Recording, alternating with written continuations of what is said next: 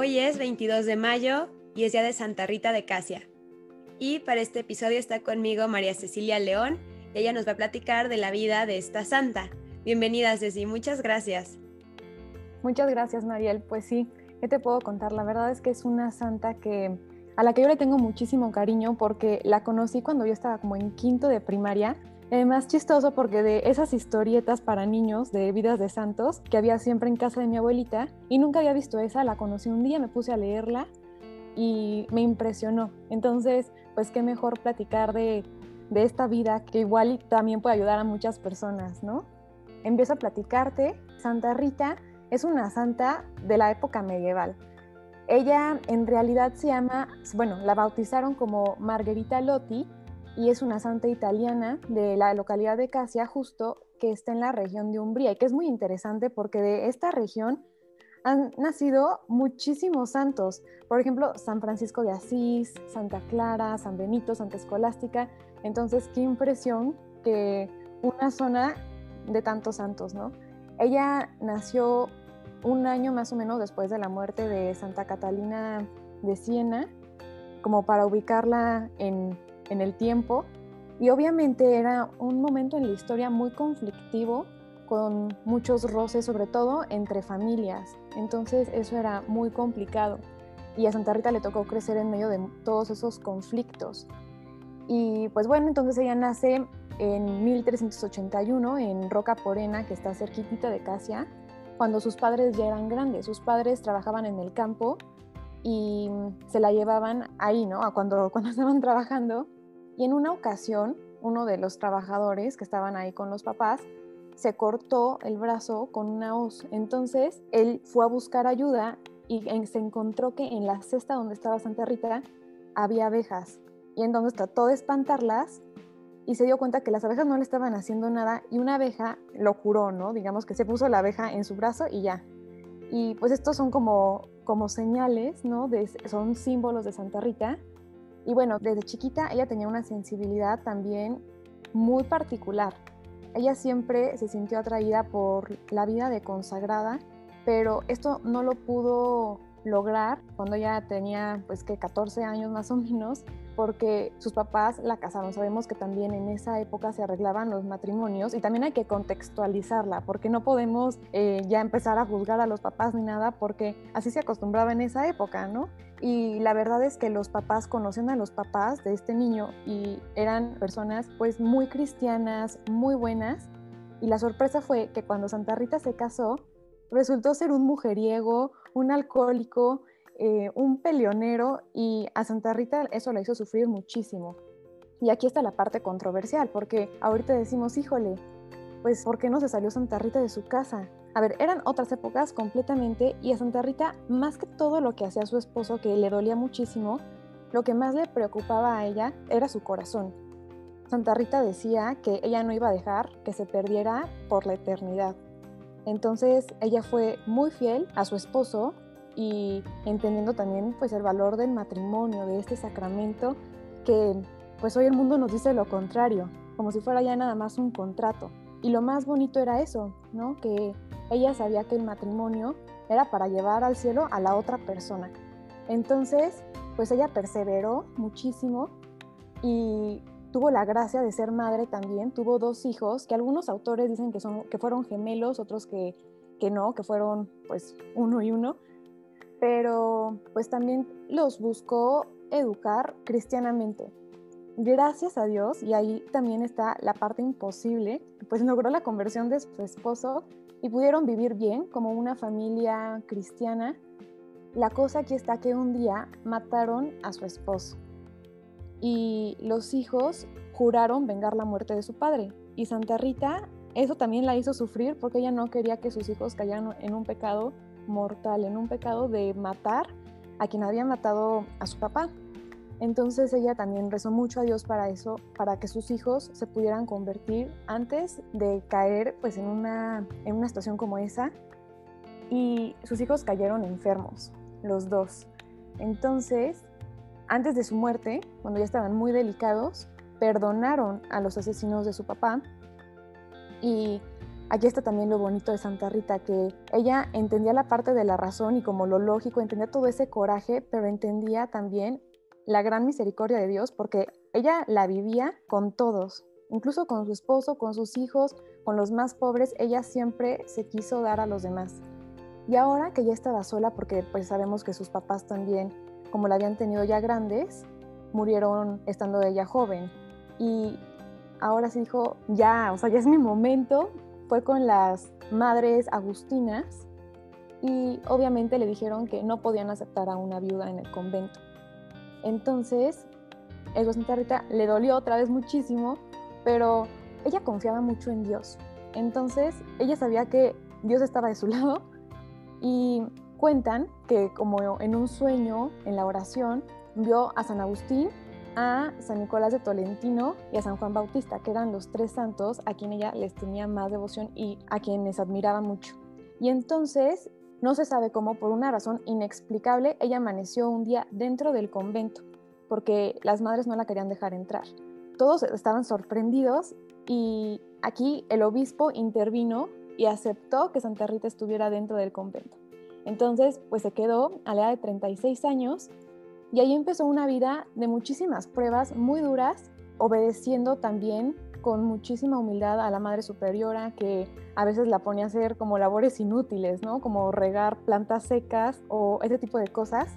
Y Santa Rita siempre con una sonrisa, con muchísima caridad. Y aquí viene algo súper interesante y es que ella meditaba la pasión de Jesús.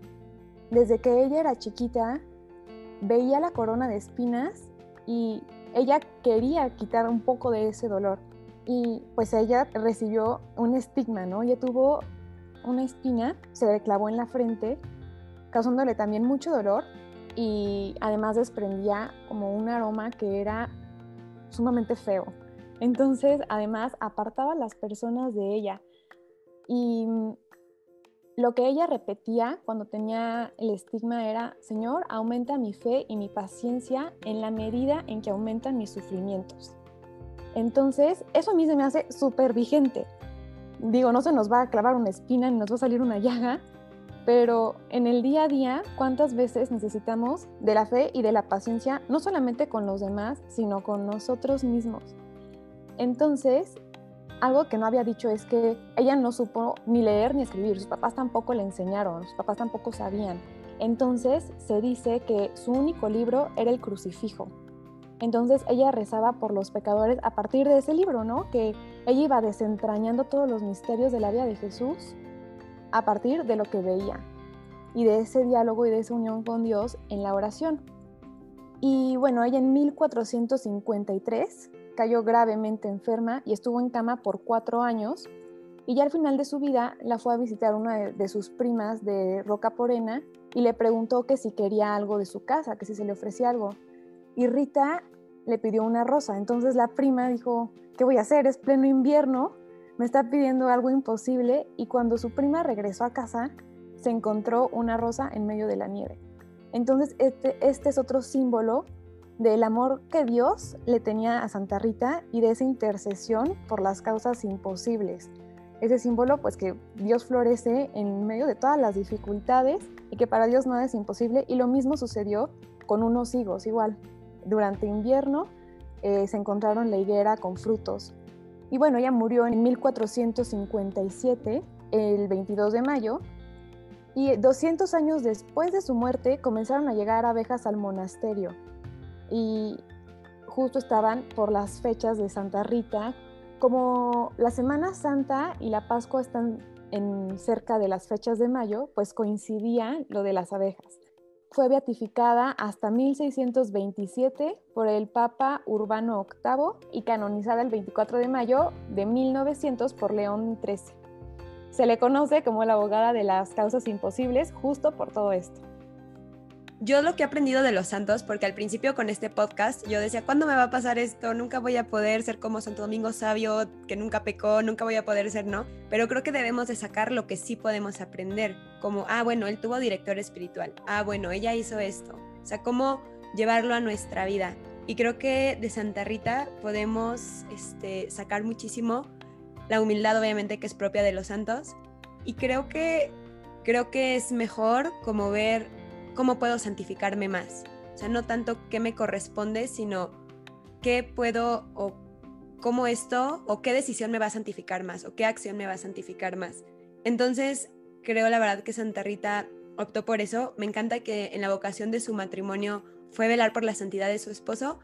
Creo que debemos buscarlo más por santificarnos y a la par eso, ¿no? Obviamente no venimos a ser infelices, pero siempre viendo eso, porque creo que si Jesús permitió que Santa Rita viviera en un matrimonio frustrado o en una vocación frustrada, pues no se perdió el alma de su esposo, seguramente se hubiera perdido.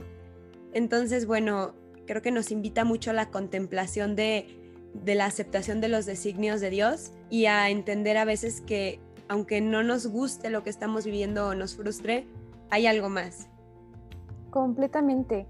Mira, yo creo que aquí lo importante que podemos rescatar de Santa Rita es que ella buscó la manera de estar más unida a Dios, fuera cual fuera la condición de su vida, como hija, como esposa, como madre, como consagrada. Entonces, yo creo que todos podemos pues encontrar algo de eso en Santa Rita, un ejemplo de cómo ir viviendo las dificultades y también de entender que los planes de Dios siempre son mucho mejores que los nuestros. Yo creo que uno de los mitos que están más de moda actualmente es el de que podemos con todo y que todo está súper bonito y una cultura pues de desechar todo, ¿no? O sea, todo lo difícil, todo lo que no me gusta y todo lo que se centra en nosotros. Y aquí Santa Rita nos presenta un ejemplo pues que va contracorriente, que es preocuparse por el corazón del que tenemos al lado, aunque nos esté haciendo la vida imposible. Y no se trata de ir sufriendo y de querer ser víctimas, sino al contrario, pensar en el corazón de esas personas y que no se pierdan para toda la eternidad. Como dices, si no hubiera sido por esa perseverancia de Santa Rita, quién sabe qué hubiera sido de su esposo y de sus hijos.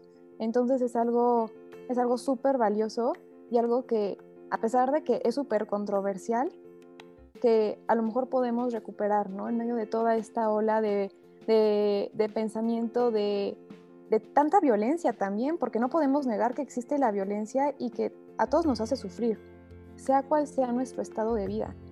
Y ahí lo importante también es buscar la conversión del otro, ¿no? O sea, a lo mejor nosotros no la vamos a poder ver, pero nosotros no sabemos si alguna idea se va a quedar en su corazón, si más adelante esa idea pueda ir floreciendo, porque Dios siempre nos sorprende y su generosidad nunca la vamos a poder superar.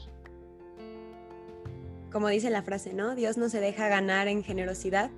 Y pues bueno, te agradezco mucho, Ceci, por este espacio.